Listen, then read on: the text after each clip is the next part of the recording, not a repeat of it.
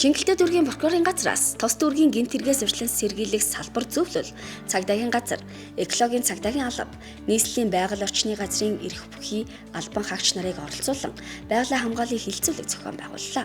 Тус дүүргийн хэмжээнд хууль бусаар ан агнуурын бүтээгдэхүүн дамжин өнгөрүүлэх зорилгоор тээвэрлэх, хууль бусаар мод бэлтгэх, байгалийн ургамлыг хууль бусаар бэлтгэсэн нийт 14 хэрэг шалгагдаж, байгаль экологт 1.9 тэрбум төгрөгийн хохирол учирсан байна.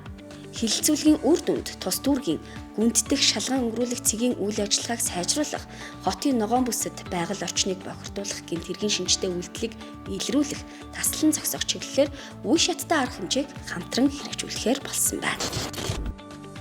Чингэлтэй дүүргийн прокурорын газраас 2022-оос 2025 оны хагас жилийн байдлаар эрүүгийн хуулийн 25-ын 2 дугаар зүйлд заасан соёлын үеийн эсрэг 19 хэргийг шийдвэрлсэн байна.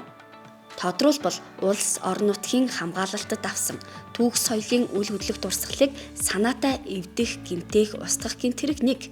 Соёлын бит үеийн хууль бус худалдааг зохион байгуулах, зуучлах гэмт хэрэг 12.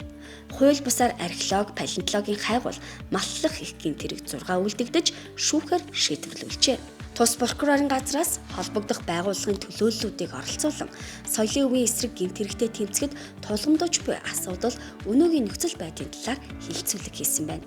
Хилцүүлгээр дээрх гэмт хэрэгтэй тэмцэхэд тулгамдж буй асуудал бууруулах чиглэлээр авч хэрэгжүүлэх арга хэмжээний талаар хэлэлцэж санал бодлоо солилцжээ.